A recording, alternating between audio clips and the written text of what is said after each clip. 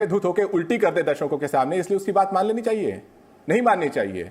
हमारे देश के प्रधानमंत्री देश का गौरव हैं, और यदि प्रधानमंत्री कोई घिनौना प्रोपेगेंडा या जहरीला भाषण देते हैं तो उसका संज्ञान चुनाव आयोग को लेना चाहिए। यहां पर आप चुनाव आयोग नहीं है। प्रेम शुक्ला चाहे कितनी भी घटिया बातें कर लें, कितने भी घिनौना व्यक्तित्व दिखाएं, वो जनता उनको देख रही है। जनता समझ रही है कि जिस तरह के घटिया शब्द वो इस्तेमाल कर रहे हैं उससे किस तरह का व्यक्तित्व। रुक जाइए धीरेन्द्र जी, रुक जाइए। समाजवादी पार्टी ने घिनौना काम किया था कि नहीं गोलियां चलवा? रुक जाइए, मैं अब आना चाहता हूँ प्रेम शुक्ला जी के पास। प्रेम शुक्ला जी, अब घनश्याम जी, मैं जवाब देता हूं। नहीं घनश्याम जी, अब आपने Ghanshyam ji, I gave you the time too, आपने अपनी बात रख दी। अब मैं प्रेम शुक्ला जी के पास आना चाहता हूं और मुजफ्फर खान जी के पास आना चाहता हूं। आपको मैंने पूरी तरीके से समय दिया। Let's hold this. Prem Shukla ji आप आएंगे और मुजफ्फर खान जी आएंगे नेशनल कॉन्फ्रेंस से। प्रेम शुक्ला जी आप ही पहले आ रहे। प्रेम शुक्ला जी और मुजफ्फर खान जी को दिखाइए। प्रेम शुक्ला जी सुनिए, मैं आपके पास ही आ रहा हूं जी। आपके भंडारी जी बोलिए। प्रदीप भंडारी जी, पहले मैं आपके चैनल पर चुनौती देता हूं कि मेरा भी ब्लड टेस्ट किया जाए और इस घनश्याम तिवारी नाम के घटिया नशा करने वाले व्यक्ति का भी ब्लड टेस्ट किया जाए। स्पष्ट हो जाएगा इस देश को कि नशा करके कौन आता है।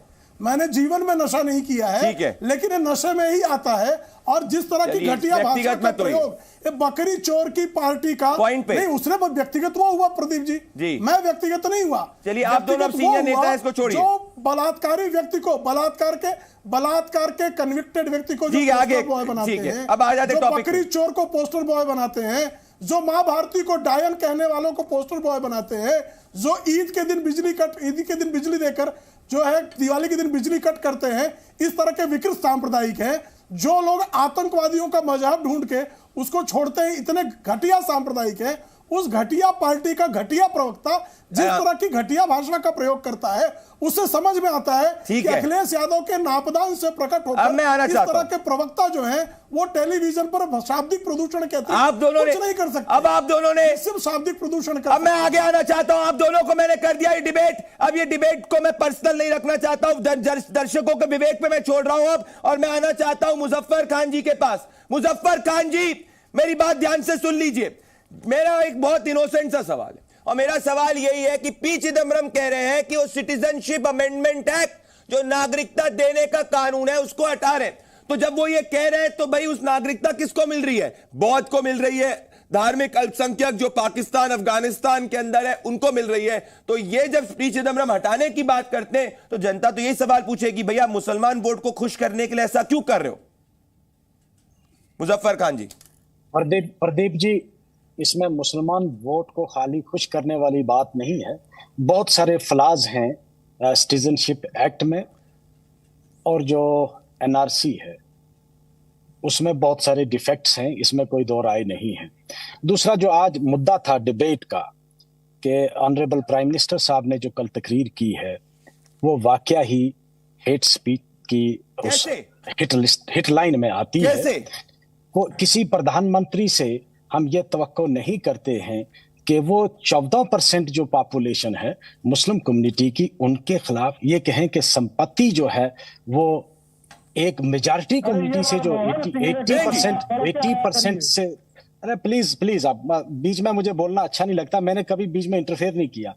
तो ये कहना कि भाई जो 85% जिनकी पॉपुलेशन है उनसे संपत्ति कोई छीन के 15% को दे देगा और उनके मंगलसूत्र और जेवर दे देगा, ये सरासर गलत है। और इससे आप एक नफरत फैलाना चाहते हैं जो गलत है। रहा सवाल सुनिए प्लीज यार, मैंने प्राइम मिनिस्टर साहब की तकरीर सुनी है। हम इस जमहूरियत इतने बड़ी जो कहते हैं कि वर्ल्ड की लार्जेस्ट जमहूरियत है, largest democracy of the world के प्राइम मिनिस्टर से हम ये कभी भी नहीं ना तवक्को करते थे ना सुन सकते थे। हाँ, ये आइन के खिलाफ है, आइन इसकी इजाजत नहीं देता है, आइन इसकी इजाजत नहीं देता है। आइन प्लीज मेरी बात सुन लीजिए। अरे भाई, पत्थर फेंकने वाले हर जगह है। टुकड़े करने वाले लोगों की बातें आपको अच्छी लगेगी। टुकड़े आप कर रहे हैं, टुकड़े आप कोई नहीं कर रहा है। इस मुल्क को बांट रहे हैं, इस मुल्क को मजहब के नाम पर आप बांट रहे हैं, वो गलत है। कॉन्स्टिट्यूशन इसकी इजाजत नहीं देता है, कॉन्स्टिट्यूशन इसकी इजाजत नहीं देता है। अरे भाई, आप लोगों ने कश्मीर की भी बर्बादी की है, पूरे मुल्क की बर्बादी करने वाले हो। आप पूरे मुल्क की बर्बादी करने वाले हो आप। इस मुल्क को जम्मू कश्मीर की असली बर्बादी तब हुई थी जब पत्थरबाजों को राजनीतिक संरक्षण दिया जा रहा था। जम्मू कश्मीर की असली बर्बादी तब हुई थी जब सेना के ऊपर पत्थर फेंके जाते थे।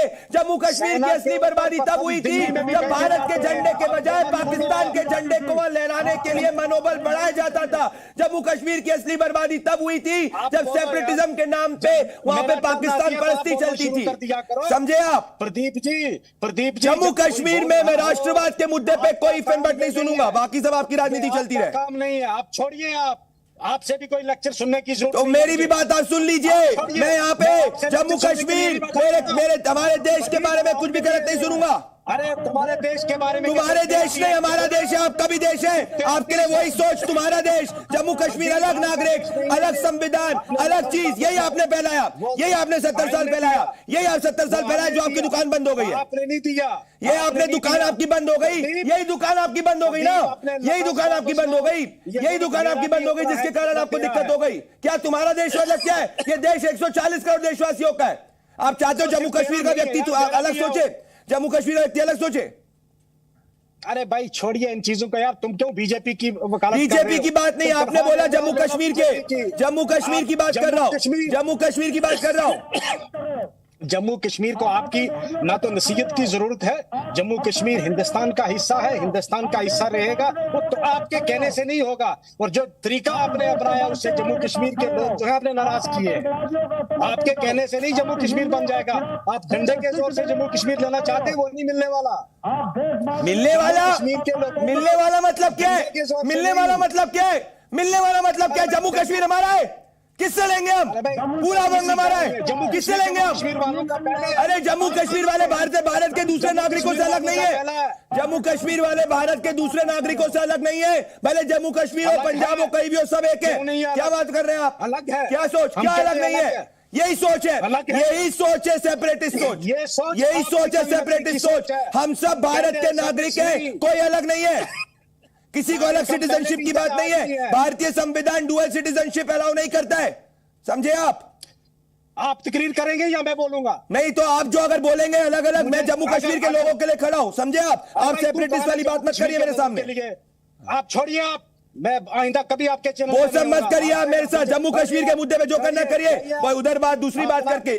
अकीकुर रहमान जी, किसी के बाप का नहीं है हमारा। अरे जम्मू कश्मीर किसी के बाप की जो आप बात कर रहे हैं, सुन लीजिए, हिंदुस्तान का ही है। आप अलग से मत रहिए।